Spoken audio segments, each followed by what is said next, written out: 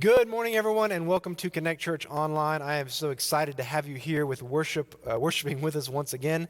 Our community, as always, is blessed by your presence. I encourage you to say hello in the comments section, especially if you're worshiping with us online live, because it is a blessing for us to know that you're here. My good friend Sean is here in the sanctuary, and he is hosting our online worship, so be sure to say hello to him, because he gets lonely if you don't.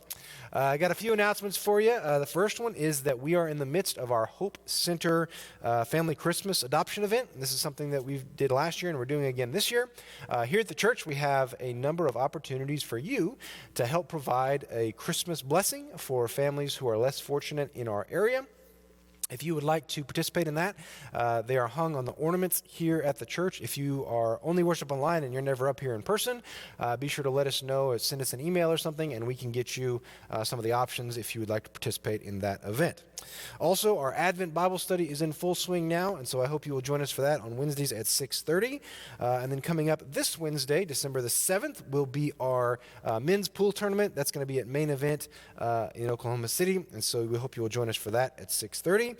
Then on December 11th, we have a couple of cool things happening on worship. Not only are the kids leading a number of issues in worship, we're also having a Santa and cookies event after worship on December the 11th, so I hope you will come and join us for that. December 11th in the afternoon will be our annual Charge Conference, and then the Girlfriends Connect group is having their Christmas party on December the 16th. And then lastly, on December 18th, the youth are going to be going snow tubing here in Oklahoma City. And then I also want you to go ahead and put on your calendar for our Christmas Eve candlelight event, which is going to be happening here at the church on December 24th at 7 p.m. We're going to try to broadcast that live, but I hope you'll come and join us in person if you are able. It's one of my favorite services of the year, and so I'd love to see you here for that. Other than that, I'm just glad that you are here with us today, and I'd like to invite you to join me now in saying the things that unite us here as a church family. So, here we go. Here at Connect Church, our mission is to connect to God and connect to others. And our vision is to share the transforming power of Christ by creating a community set on making a difference in the world by living out Christ's three greats. The great commandment, to love the Lord your God with all your heart, with all your soul, with all your mind, and with all your strength. The commandment of great compassion. Truly I tell you, whatever you did for one of the least of these brothers and sisters of mine, you did for me. And the Great Commission.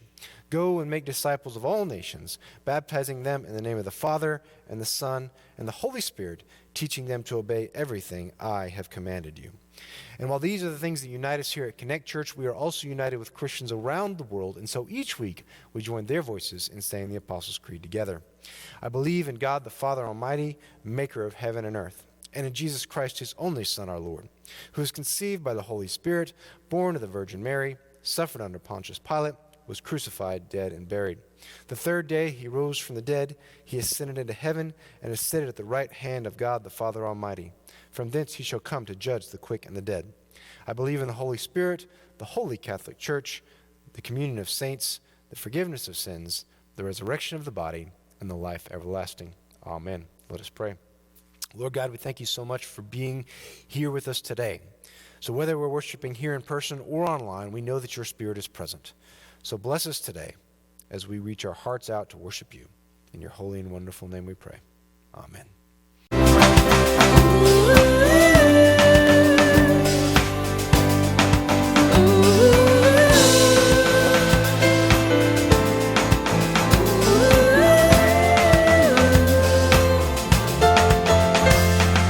Come all you weary, come all you thirsty, come to the well that never runs dry.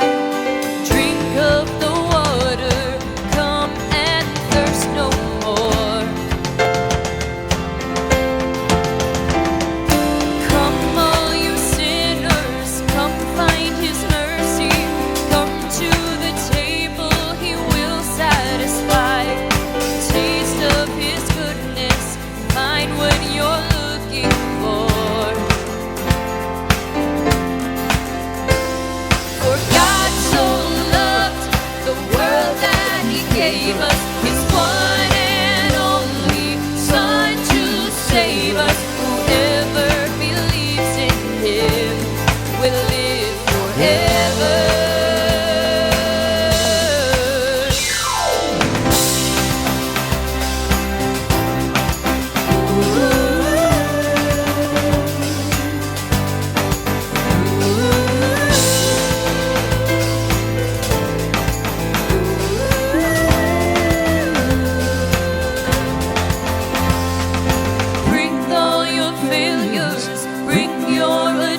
addictions. Come lay them down at the foot of the cross. Jesus is waiting there with open arms. See his open arms. For God so loved the world that he gave us his one and only Son to save us. Whoever believes in him will live forever. The power of hell forever defeated. Now it is well. I'm walking in freedom. For God so loved the world. Praise God, from whom all blessings flow. Praise Him for the wonders of His love. Praise God, from whom all blessings flow. Praise Him for the wonders of His love.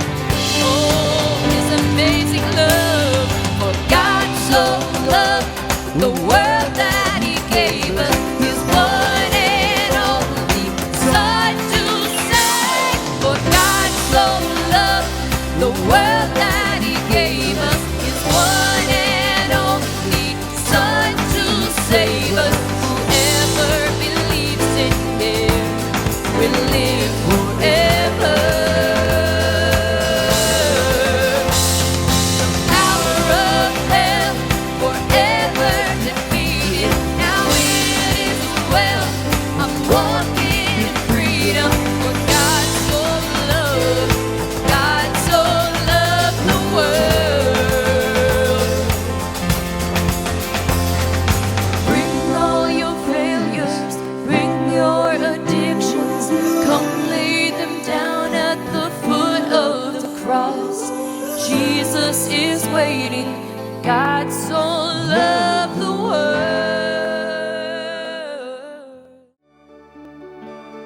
It's a Christmas carol. We should all know this one. Oh come, Emmanuel,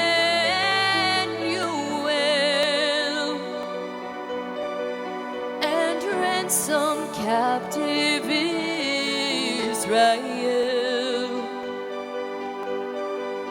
that mourns in lonely exile here until the Son of God appear. Rejoice, rejoice, Emmanuel shall come to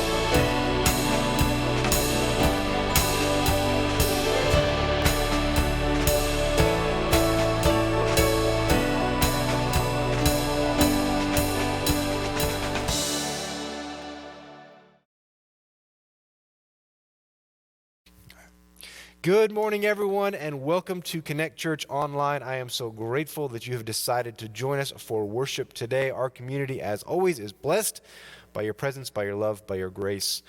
Today, we are going to be continuing week 2 of our sermon series, The Christmas Blizzard. But before we jump into that, I wanted to remind you once again to say hello on the comments section of the sermon video. Especially if you're worshiping with us live on our online platform. My good friend Sean is hosting here, and he's here in person, and he's hosting the online worship.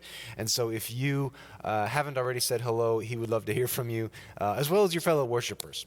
And so today, we are going to continue on that sermon series. And this sermon series, The Christmas Blizzard, is focused on one big, important spiritual truth. And that is that the storm around you does not have to become the storm inside you. When chaos and unexpected things happen in the world, that does not mean that chaos has to happen in our hearts and our souls.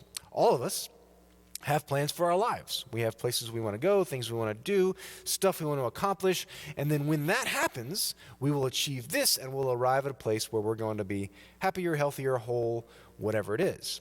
And the truth is that oftentimes those plans are derailed by storms. And the storms don't necessarily always have to be evil things, but the storms that blow in often mean that the plans that I had aren't going to be able to be lived out in the way that I had planned. I'm going to have to be flexible. I'm going to have to adjust. I'm going to have to adapt. I'm going to have to do something different than I was going to do before. I can't continue to do my things the same way that I had intended. And so we are going to talk about that today and about how we can be a people who healthily wait on those storms or healthily see those storms coming. One of the big things that we do wrong is that oftentimes we get very frustrated with an unexpected things that comes into our lives. An unexpected storm blows in, we see it, we realize we're not going to be able to do things as we had intended, and oftentimes we think that that somehow justifies us doing things wrong. I can now justify immoral or unethical or unchristlike behavior because this bad thing happened or this thing happened that was unexpected, and therefore I don't have to do the things that God had called me to do. And what we're going to do today is we're going to talk a little bit about that concept, about how the storm outside of us doesn't have to become a storm inside of us, and particularly about how we can be a healthy people who have a spiritual flexibility that enables us to do the right things even when the plans don't go according to plan. And we're going to continue that conversation by looking at, once again, the Christmas story. Today, in particular, we're going to be talking about Joseph, Mary's husband, the father or adopted father of Jesus. Joseph was a very good fella, a good guy from everything that we know about him. And because he was such a good fella, we have some things that we can learn from him in the context of the Christmas story. And so we're going to walk through that together today, and it is my prayer that it will be a blessing for you. So we're going to start here with this, and that is that when the unexpected blizzard arrives and plans are ruined, God calls us to calm, faithful flexibility. Now that the blizzard is here, or the blizzard is coming, what do I do now? I can't do what I had planned to do, so how do I do something different? How do I make sure that the different thing that I'm going to do is the right thing? How do I make sure that when my plans are ruined, I know some of you are like this. Some of you are folks who a change of plans doesn't really bother you, right? But to a certain degree, a change of plans bothers all of us. And depending on how big the change of plans is, can often determine how much it bothers us. There's small changes of plans, right? Like I have to, can't eat at that restaurant, it was closed, or I'm not going to be able to be at that meeting on time, so I need to do something else. And there's small things like that happen. There's also big things that happen that are life-altering, like death and divorce, or big transitions, getting fired or laid off, or huge financial burdens or illness. These are all huge things that really can alter our plans in our lives. And suddenly, we're not doing the thing that we thought we were going to do. We're doing something different now. And when that happens, it can be very stressful, no matter how good you are with change. Some of us are find it a little bit easier to adapt to change, and some of us find it a little bit more difficult. But whatever our natural inclination is, all of us are called to face a ruined plan or an unexpected blizzard with this calm, faithful flexibility. I can no longer do the thing that I had planned on doing, but now I'm going to do something different, and in my doing of something different, I'm going to be faithful. So we're going to look at the first part of the story of Joseph, when we were first introduced to Joseph in the beginning of the book of Matthew, is before that Jesus is born. And Joseph is finding out that he's going to have a son, or Mary is going to have a child, that he is not the father of. And the emotions that must have come with that must be overwhelming. And so we're going to look a little bit at his story and how we can learn about calm, faithful flexibility. So this is from Matthew chapter 1. This is how the birth of Jesus, the Messiah, came about. His mother, Mary, was pledged to be married to a man named Joseph, but before they came together, she was found to be pregnant through the Holy Spirit. Because Joseph, her husband, was faithful to the law, and yet did not want to expose her to public disgrace, he had in mind to divorce her quietly. So already, we are learning a very important lesson from Joseph. I cannot imagine the emotional turmoil that must have been in Joseph's life. Joseph, and probably Mary too, had a plan. They were going to get married. They were going to have some kids. Joseph was going to be successful in his carpentry business. They were going to get a nice place to live. They were going to work together, and they were going to go to family weddings and family funerals, and they were going to celebrate the Passover, and they were going to do all these things, and together they were just going to have this good, happy life. And then all of a sudden, they find out, hey, Mary's pregnant with a baby from the Holy Spirit. And so Joseph finds out, not knowing at first, that it's from the Holy Spirit. And Joseph decides that he is not going, he has no desire for revenge. He doesn't want to punish Mary for the infidelity that at this point he believes that she had. He doesn't want to ridicule her or get revenge or assert his dominance or express his anger or anything else. Joseph chooses, even in the midst of what must have been a very emotional time for him, Joseph chooses, all of his plans are ruined. Joseph chooses to do the right thing anyway. And that brings me to this, is that we are always called to do the right thing even when unanticipated blizzards arrive. Joseph chooses, once again, to act faithfully. He does not let his anger control him. He does not let the fact that his entire plans are ruined manifest in some sort of unrighteous behavior. Joseph tries very specifically and very intentionally to do the right thing. And I want to reemphasize something that I said a minute ago. Too often, you and I see a unanticipated blizzard, a big change of plans, something that we didn't see coming. We see that as an excuse to do the wrong thing. That we think that somehow we are justified in saying cruel things or doing evil things or acting out in some kind of anger. We oftentimes feel like we are justified in behaving incorrectly, doing the wrong thing, because our plans are ruined. And no matter where we are, no matter what we do, no matter how justified we might feel, it is always expected of us to do the right thing, the righteous thing. And Joseph teaches us that here.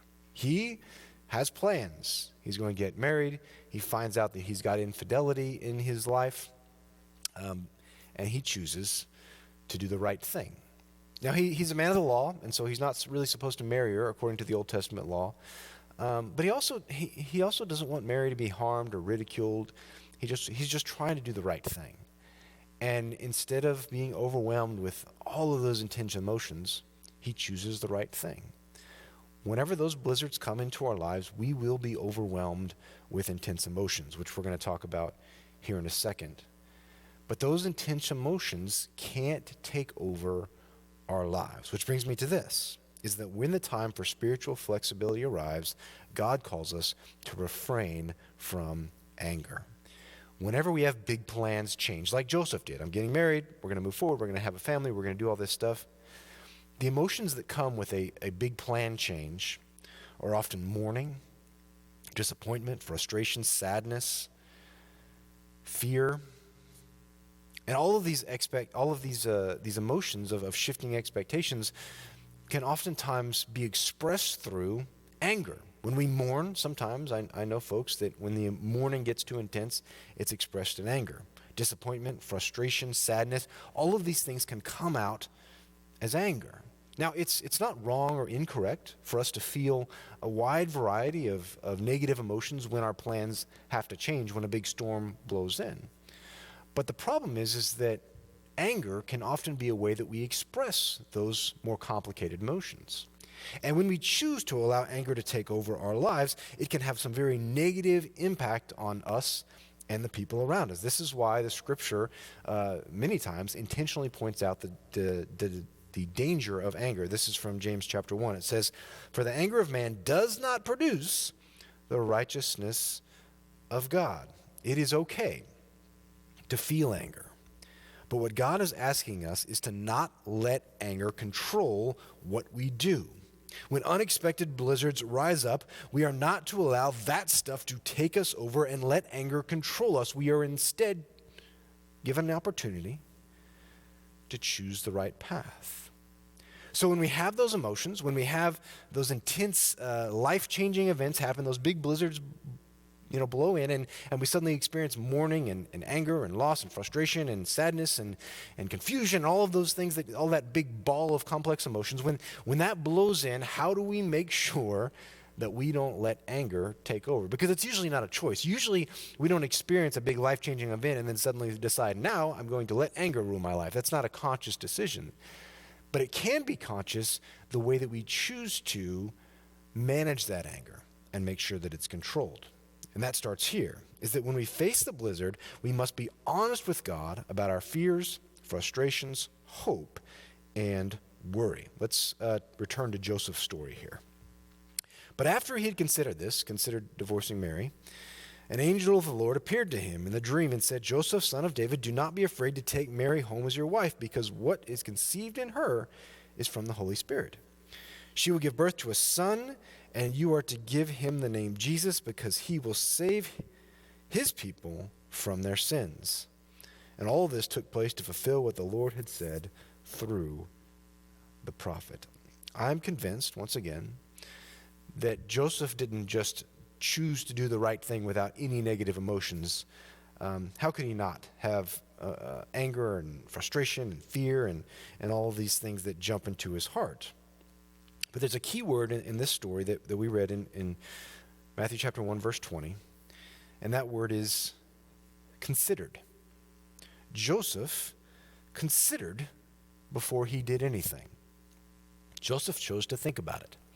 Joseph chose to pray about it. Joseph chose to not just jump out and do everything. And my understanding of this scripture and my belief of how this story works is that when Joseph finds this out, he finds out that Mary is pregnant, he must have been praying, "God, what am I going to do, Lord?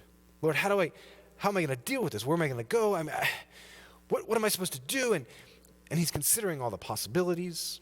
He's considering acting out in anger. He's considering justice, right? Getting Mary in legal trouble, which was possible at that time. He's considering all of these different things.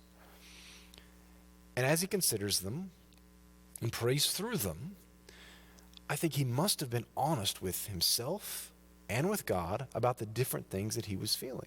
Because it is only through that type of honesty are we able to identify the emotions that we are feeling and then deal with them in the way that we should. Oftentimes, we do not want to admit that we are experiencing a great deal of mourning or sadness or frustration. Anger is a little safer emotion to keep things at a distance. And so oftentimes we have a difficult time admitting the varying and intense, complex emotions that we are feeling, but it is only through being honest with ourselves and with God about the things that we are experiencing are we able to deal with those emotions in a more direct way. So, what we said today was, sometimes blizzards will come in. And good, bad, or indifferent, those blizzards will often mean that you have to do things differently than you thought you were going to. Your plans have to change now. Spiritual flexibility is called for. And because your plans have to change, a whole plethora of complex emotions can come rushing into our hearts and minds. And when that happens, we get to choose how we deal with that, especially what actions result from those feelings. When we get those complex and intense emotions, we can choose to be unfaithful or we can choose to do the right thing, which brings me to this very important thing that Joseph taught us, is when the time for spiritual flexibility arrives, we can choose obedience. I imagine that at first, Joseph didn't know what to do, right? He didn't know what to do. He'd found out that Mary was pregnant. He's like, I want to be the righteous person. I want to go by the law, but I also don't want Mary to get hurt. But I'm also really mad at Mary, and maybe she should get hurt. I just can't imagine Joseph wasn't going through this process. And so when he's trying to figure out what to do, Joseph eventually arrives at a conclusion that he believes is the right thing. He says, I'm going to divorce Mary, but I'm going to do it quietly. That's what he's decided he's going to do. Now that decision was the wrong decision, because I don't blame Joseph for that. He didn't know what to do. He's doing the best thing he can with the information that he has. But even though he didn't have all of the information, he did in fact know a God who did know what to do. And that brings us to Matthew chapter 1 and the rest of the story. The angel says to Joseph, the virgin will conceive and give birth to a son, and they will call him Emmanuel, which means God with us. And when Joseph woke up, he did what the angel of the Lord had commanded him, and he took Mary home as his wife. But he did not consummate their marriage until she gave birth to a son, and he gave him the name Jesus. So Joseph chooses obedience. He considers all of his emotions. He's honest with himself. He's honest with God. He sees that things are not going to happen the same way that he had planned them to happen. He doesn't know what to do, and so he asks God, what should I do? And he's lucky enough to get an angel, and the angel says to Joseph, this is what you're supposed to do. And Joseph says, okay, that is what I'll do. So, you may or may not have a whole lot of plans for the future. Most of us probably do. Even if they're not, super long-term plans, I'm going to do this and I'm going to do this, and we've got a vague idea of where we're going and what we're going to do and what we'd like to see happen. And when the storm blows in and suddenly we can't do the thing that we planned on doing, we can choose obedience or we can choose to do the wrong thing. Oftentimes when those storm comes in and we see it coming, we say, now what? And we can take comfort in the fact knowing that even when I don't know now what, God does. And so because God knows what to do next, I am then able to move forward and say, all right, God, I'm going to trust you. We can choose obedience. That is something that we have the ability to do. But the next natural question that anybody who's experienced any sort of big blizzard in their life, the next natural question that he or she or any of us might ask is, how? How am I supposed to keep those complex emotions from driving me to doing the wrong thing? How am I supposed to deal with such an intense, life-changing plan? How am I supposed to do that?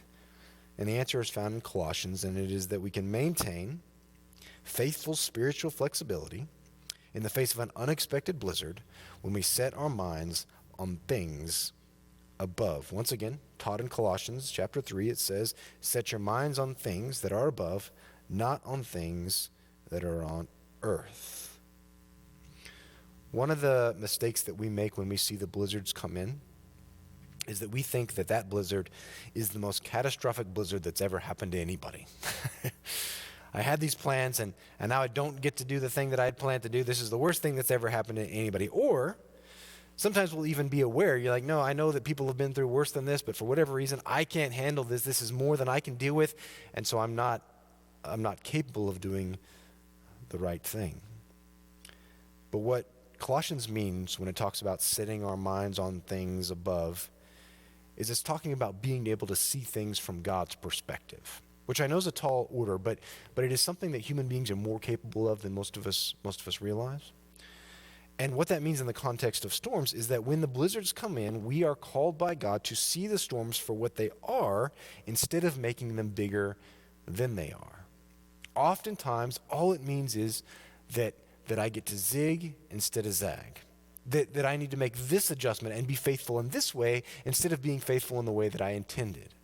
That turning right instead of left, there are plenty of wonderful and awesome and fantastic things to the right instead of to the left. So, I once heard a story years ago of a person, I don't know all the details or even how true it is, but I love the message of it, and that is that he had planned a vacation, him and his wife, they planned a vacation to Paris. They were going to go to Paris. They were going to see all of the cool stuff that's in Paris, the Eiffel Tower, all the historical stuff, have a romantic time. It's going to be great. So they got on the airplane, and they took off. And when they landed, it turned out that they were on the wrong airplane. They weren't in Paris. They were actually in Holland. And when they got off the airplane, they tried to figure it out and they tried to check it, but it was cost prohibitive. There was no way that they were going to be able to get from Holland to Paris and then get back home in the time that they had allotted, at the budget they had allotted. They couldn't do it. And so their vacation was now in Holland. That's where they were. That's where their vacation was going to be. And at first, they were really upset. They looked forward to seeing the Eiffel Tower. They looked forward to eating the great French food and doing all the French stuff. But as they began to look around Holland, they found out that it's pretty great. There was windmills and all sorts of cool things to see in Holland, and it was just unexpected. It was different, but it wasn't worse. There was tons of blessings that came with this visit to Holland. And he, in this story that I read, he said that one of the most brilliant parts of experiencing this diversion to a different place was the realization that oftentimes things not going according to plan doesn't mean things are bad now. Sometimes blizzards come in when you find out that you're ill, when you find out that someone you loved is addicted, when you find out that you're getting divorced, when you find out that you're being fired, when you find out that your whole life is going to be different than you thought it was. Oftentimes, the new path is full of joy and hope and kindness. The problem on the new path is often not because of the things that are there. Oftentimes the problems in the new path is our refusal to execute the spiritual skill of flexibility. That we refuse to acknowledge and recognize that I'm not going there anymore, I'm going here now, and because I have to go here now, I'm going to do as much damage and out of anger as I possibly can. Joseph had plans. And they were completely derailed. But on that new path were opportunities to be faithful, to be part of a story where God saves the world that was new and wonderful and mysterious. Now, I'm not saying that bad things don't happen. I'm not saying that the new plan is always going to be as good as what you thought it was going to be. But I am saying that on the new path, there are new blessings. And so you and me are called by God to be spiritually flexible. The plans that you have for the rest of your life won't go according to plan. Blizzards will happen, they just will. And your joy, hope, your ability to be faithful and loving, your ability to find happiness on this earth relies on your ability to be flexible. The storm outside of us doesn't have to become the storm inside of us. So I encourage you today to pray with God about where God might be calling you to be spiritually flexible. How is God calling you to find the new blessings in the new life? Maybe you don't have a storm on the horizon, but eventually you will. Maybe it's time to pray, God, whenever those storms come, let me be the person that finds joy in the new path. You and I can be a people that choose the right thing even when things are going off the rails. You and I can choose obedience even when our emotions are overwhelming. We can choose to find joy and hope and kindness and faithfulness in the new direction. So I encourage you, as a part of your spiritual skill repertoire, one of the very important things that God asks us to develop is our ability to be spiritually flexible, to adapt and to change and And while you and me are waiting on that blizzard to come, which will, one of the things that we have to know and recognize is that our plans are going to have to change. And on that new path are wondrous blessings. In the name of the Father, and the Son, and the Holy Spirit. Amen. Let us pray. Lord God, we thank you so much for being a God who always gives us guidance on the new path. We ask that you help us be a people who are able to embrace those things. In your holy and wonderful name we pray. Amen. Today is the second Sunday of our Advent season. And for us, and for many churches around the world, as we lead up to Christmas, we light 4 candles, each of them symbolizing something else that the birth of Christ brings into our lives. And today we light the second candle, which is the candle of peace, reminding us that not only does Christ bring hope into our lives, but peace as well. And so today we celebrate that. And we respond to that. In particular, in this moment, we respond through our giving. So here at Connect Church, we appreciate your gifts because it's through your giving that we are able to do all the ministries that we do here. So if you're worshiping online, I encourage you to click on the button on the online platform, do your online giving, and my prayer is that you are blessed with both peace and hope as you strive to be faithful and bless others.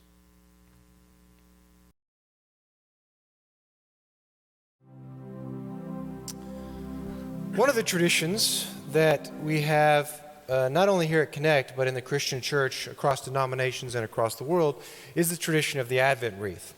And the Advent wreath is a reminder of the different gifts that God gives to us through the birth of Christ and that we celebrate throughout the Advent season. And so today we light the first candle, which is the candle of hope, reminding us that with the birth of Christ, the world is changed because we are given the gift of hope. Let us pray. Lord God, we thank you for the gifts that you've poured out to us today, including the gift of hope. We ask that you enable us to honor that gift and to live differently than we did before. In your holy and wonderful name we pray. Amen. On the night in which Jesus was betrayed, he gathered with his disciples in the upper room, and he took bread and he broke it. He gave it to them and he said, "Take and eat, this is my body given for you. Do this in remembrance of me."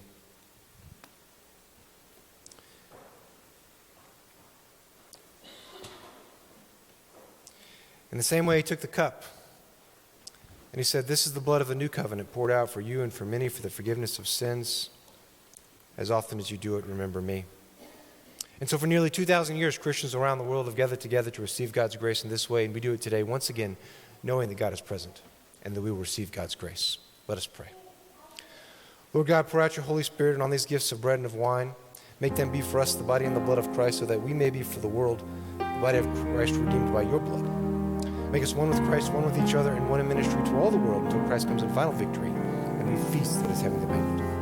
Through your Son, Jesus Christ, with your Holy Spirit and your holy church, all honor and glory is yours, now and forever, Almighty Father. Amen. I'd like to invite those who are assisting to serve communion to come forward at this time as you're prepared to receive. Here at Connect Church, we practice what we call open table, which means that everyone here, both children and adults, are invited to come and receive communion.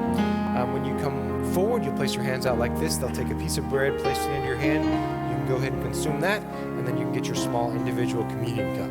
After receiving communion, you're invited to kneel at one of the prayer rails if you would like. Spend a little bit of time maybe praying about what spiritual skill God wants you to practice.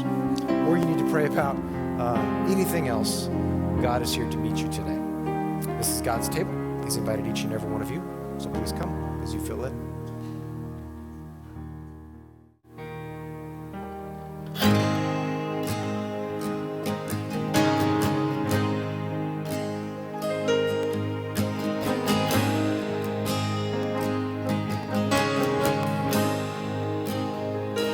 I love you, Lord.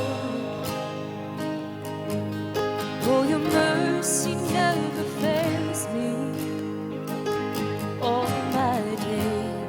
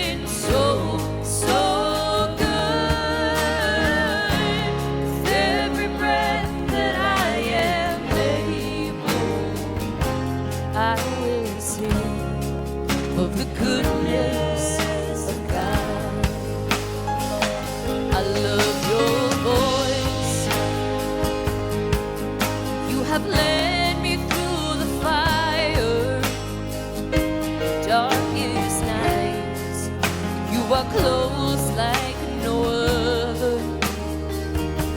I've known you as a father, I've known you as a friend, and I have lived in the goodness of God. All my life you have been faithful. All my life you have been so, so good. With every breath that I am able, I will sing of the goodness of God. Your goodness is running after me. Your goodness is running after me. With my life laid down, I surrender now. I give you everything. Your goodness is running after me.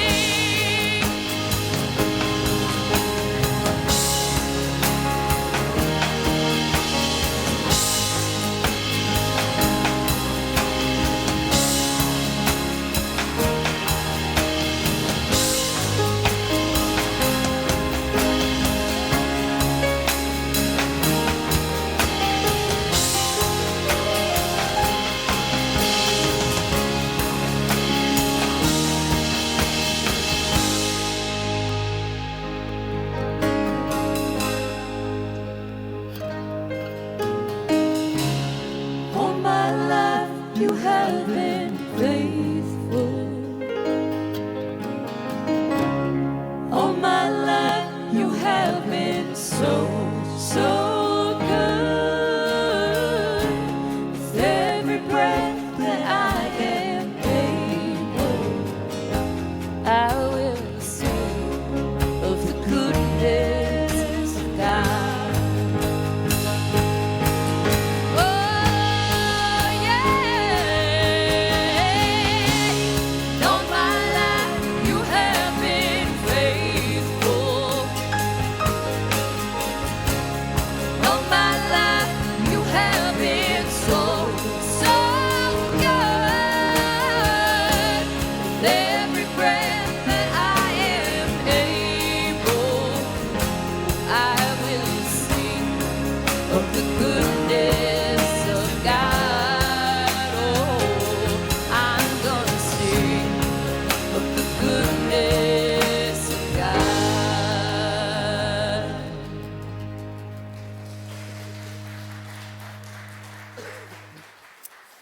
Real quickly before we dismiss, I wanted to say a big thank you to all of the folks who stayed and got all the. We did a lot more with our Christmas decorations this year than we normally do, so I wanted to say a big thank you to all those who helped. Yeah. But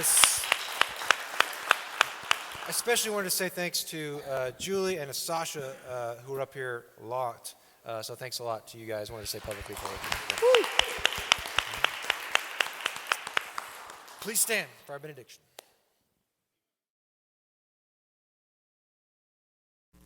I want to thank you for joining us for worship today. Our community continues to be blessed by your presence. And as you go from this place today, I want you to know that you do not go alone, that our God loves you, that our God is with you, and so you may go in peace. In the name of the Father, and the Son, and the Holy Spirit. Amen.